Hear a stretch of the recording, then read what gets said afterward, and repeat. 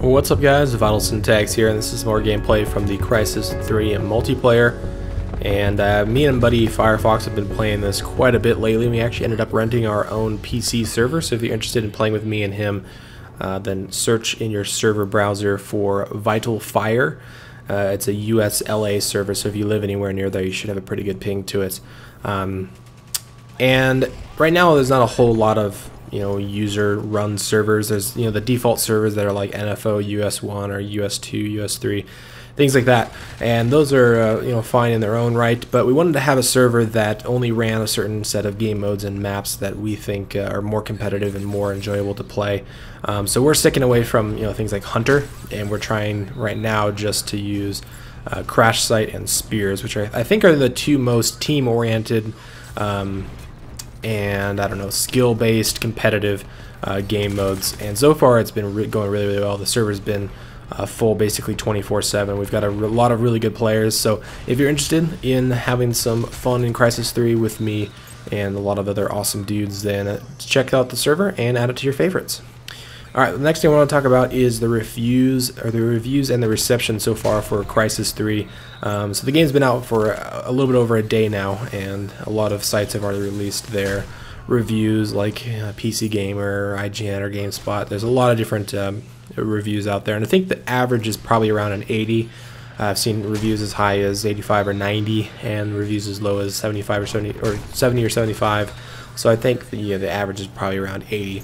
Now I haven't finished the single player, but so far I would probably give the multiplayer, just as it stands by itself, a 90 at least, maybe even a 92 or 94, something like that. But I plan to do a multiplayer review and talk about exactly why I like the multiplayer in the next couple days and give it a score, and then I'll probably do a single player review as well in a week or time or so once I complete the single player campaign and get a chance to talk about it in a separate video. So keep an eye out for those videos. But yeah, overall I think the reviews have been somewhat decent, around the same scores as something like Crysis 2, but I honestly think this is a much better game, at least the multiplayer it is, than Crysis 2 was. And I think the main thing that people have been complaining about in reviews for the game have been that the game isn't innovative enough and that it's a Call of Duty clone. And although yes, with Crysis 2 they took the kill streak idea and they kind of added their own twist with the dog tags, other than that this game is not like Call of Duty at all. I mean, I guess you have the custom attachments and stuff, but seriously, I mean, that's something that every game has nowadays, and that's not by any means a negative to have custom attachments and camos on your weapons. That's a plus, if anything. And as far as the people that say that it's not innovative, I actually think that the series as a whole is one of the most innovative things that I've seen to multiplayer first-person shooters in the past couple of years. I mean, it's really hard to innovate with a first-person shooter multiplayer game nowadays because there's just so many of them. The market's so saturated. And I've said this before, and we've had first-person shooters for decades now, and most games don't have any new features. They just they don't really have any new game modes or ideas or new twists on the gameplay. But I think Crysis as a whole, as a series, is one of the most innovative FPS or multiplayer games, simply because of the nanosuit. The nanosuit, obviously it hasn't been around just in Crysis 3, it's been around since Crysis 1, but as a whole, the series, that's why I'm saying it like that way, is that the nanosuit adds this whole nother layer of tactical gameplay, and it also adds this whole other layer of skill-based shooting, because you have armor mode that allows you to have a really high amount of health and take a lot of damage. I mean, it's something like 6 to 8 bullets to kill somebody with one of the assault rifles. I mean, if you're using a sniper rifle or a shotgun, that might be a one-hit kill, depending on where you hit them. If you get a headshot, you're up close with a shotgun. But you know what I mean. It takes a lot of bullets to kill in this game, especially when you have armor activated. And most people have armor activated going into battle because auto armor is kind of like the default perk. And if somebody's taking off auto armor, they probably know how to use armor by itself. But when you have a high amount of health, it allows you to aim more properly, because you can actually aim for people's heads, and if you aim for their head, you're going to outshoot them 9 times out of 10. unless you're within close range and they have a shotgun and you have an assault rifle or something, some weird situation like that, or they have a sniper rifle at long range and you have a submachine gun.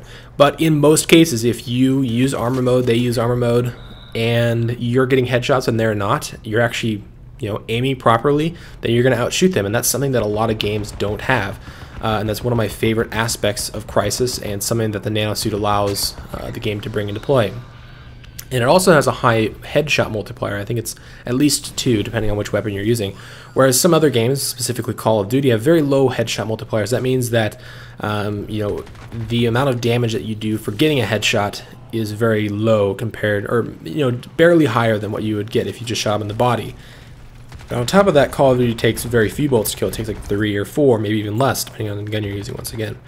And you have something like flinch that throws your aim off every time you get hit, or suppression like in Battlefield.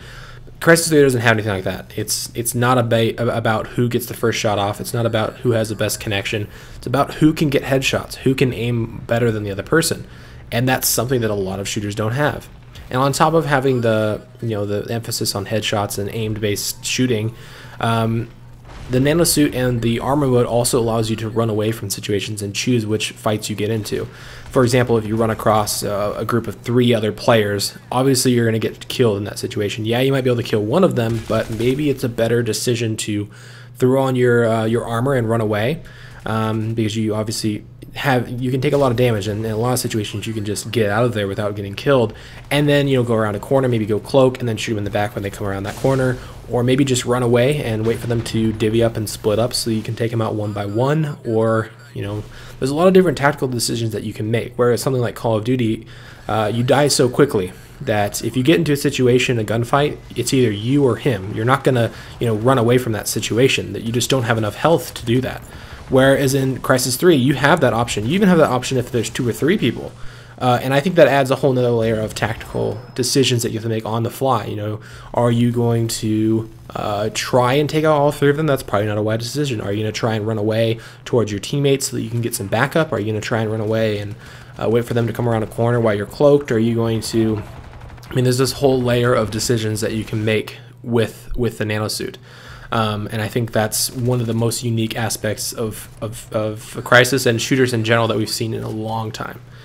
So overall, for me, Crysis 3's multiplayer is an incredibly fun experience. It's one of the most fast-paced and one of the most, focused games. Like, when I get into this game, I get into this zone, I guess, where I am so concentrated and making these pinpoint, really quick decisions.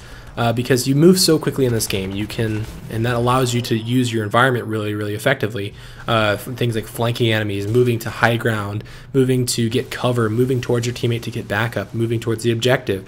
This whole speed thing with the nanosuit, power jumping and running really quickly. Now that they don't have an energy limit with that, it kind of makes the game one of the fast-paced, if not the most fast-paced first-person or modern first-person shooter. You can say something like Quake's more fast, and that's probably true, but I'm talking about a modern game that has come out in the past couple of years, and I think this might be the most fast-paced one, and that's something that's awesome in my opinion. That's something that makes sorry, I think I just got an email there, but that's something that makes the game so engaging and so fun. So anyway, hopefully you guys enjoyed the video. Remember to check out the Crysis 3 PC server if you're on the PC platform.